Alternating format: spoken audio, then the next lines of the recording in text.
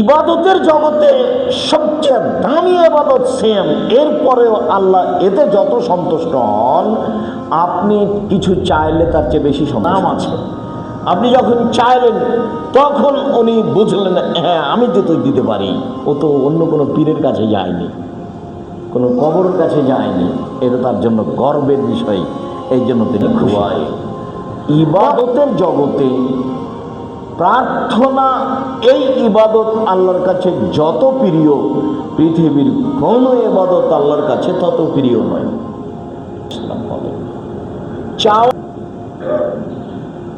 আবু হুরায়রা রাদিয়াল্লাহু তাআলা আনহু বলেন, রাসূল সাল্লাল্লাহু আলাইহি সাল্লাম বলেছেন, মান ফুতিহা লাহু মিনকুম বাবুদ দুআ, যার পক্ষ থেকে দুয়ার দরজা খুলে দেওয়া হয়েছে, যারা আল্লাহর কাছে প্রার্থনা করে, যারা দুয়া করে, ফতেহাত লাহু আবওয়াবুর রাহমাতে, তার জন্য রহমতের দরজা সমূহ খুলে দেওয়া হয়। তার কি কি প্রয়োজন, তার ইহকালে ও পরকালে যা প্রয়োজন সব দরজা খুলে দেওয়া হয়। তাহলে প্রার্থনার মাধ্যমে আপনি যা জানেন সেটাও পাওয়া যাবে, যেটা জানেন না সেটাও পাওয়া যাবে। তার মানে রহমতের দরজা সমূহ খুলে দেওয়া হয়েছে। আপনি একটা বিষয়ে চাচ্ছেন আর এটা প্রার্থনা, তখন আল্লাহ একাধিক বিষয় আপনার জন্য খুলে দিচ্ছে। সম্মানিত দিদি ভাই,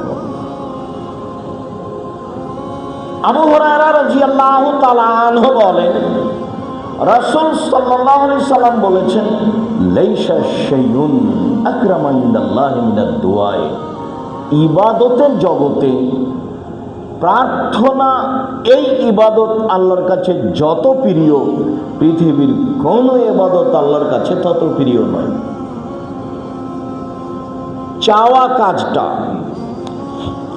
প্রার্থনা কাজটা আল্লাহর কাছে যত প্রিয়, কয়েক লক্ষ টাকা খরচ করে হজ করা কাজটা আল্লাহর কাছে তত প্রিয় নয়।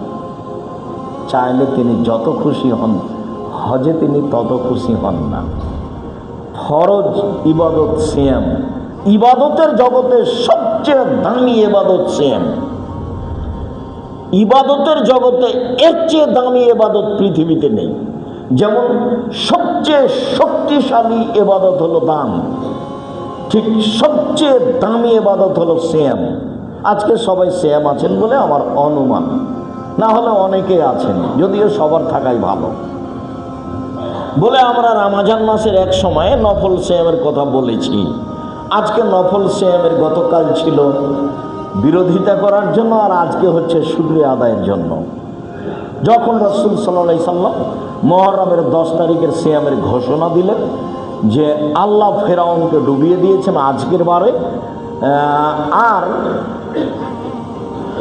মুসা আলাইহিস সালামকে বাঁচিয়ে দিয়েছেন, তো মুসা আলাইহিস সালাম শুকরিয়ার জন্য সিয়াম থেকেছিলেন। তা আমাদের নবী মুহাম্মদ সাল্লাল্লাহু আলাইহি সাল্লাম বললেন, আমরাই তো বেশি হক রাখি মুসার সুন্নাত পালনের, অতএব আমি সিয়াম থাকলাম, সাহাবীগণ তোমরাও সিয়াম থাকো। তখন সাহাবীগণ বললেন যে আপনি বলছেন ইহুদি খ্রিস্টানের বিরোধিতা করতে হবে, আর আপনি সিয়াম পালন করতে বলছেন, কেমন হলো তাহলে? এটা তো অনুকূলে হয়ে গেল। তখন আল্লাহ রাসূল বলছেন, শোনো, আমি যদি সামনে বছর বেঁচে থাকি তাহলে মুহররমের 9 তারিখও সিয়াম থাকবো। 9 তারিখ হবে বিরোধিতা, 10 তারিখ হবে শুকরিয়া। এই জন্য মুহররমের 2 দিন সিয়াম।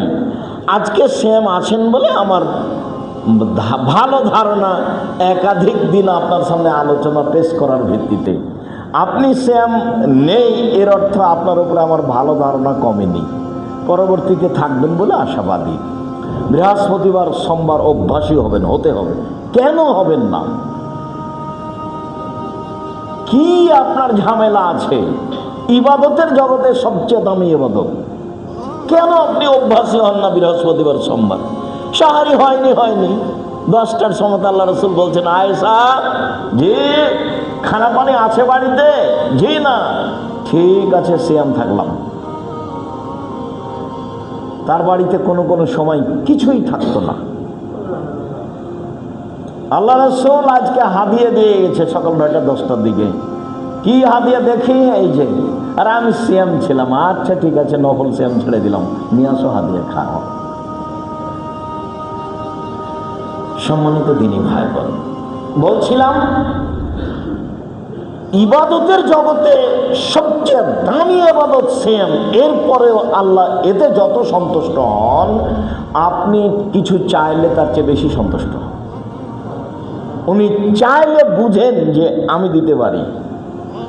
তার একটা ব্যক্তিত্ব আছে, গর্ব তার, অহংকার তার, রাজ্জাক তার নাম, জাব্বার তার নাম, শতাধিক তার নাম আছে। আপনি যখন চাইলেন তখন উনি বুঝলেন, হ্যাঁ আমি তো দিতে পারি। ও তো অন্য কোনো পীরের কাছে যায়নি, কোনো কবরের কাছে যায়নি, এটা তার জন্য গর্বের বিষয়। এই জন্য তিনি খুশি হন। তখন রাসূল সাল্লাল্লাহু আলাইহি ওয়াসাল্লাম বলছেন, লাইসা শাইউন আকরামা ইনদাল্লাহি মিনাদ দুআয়ে।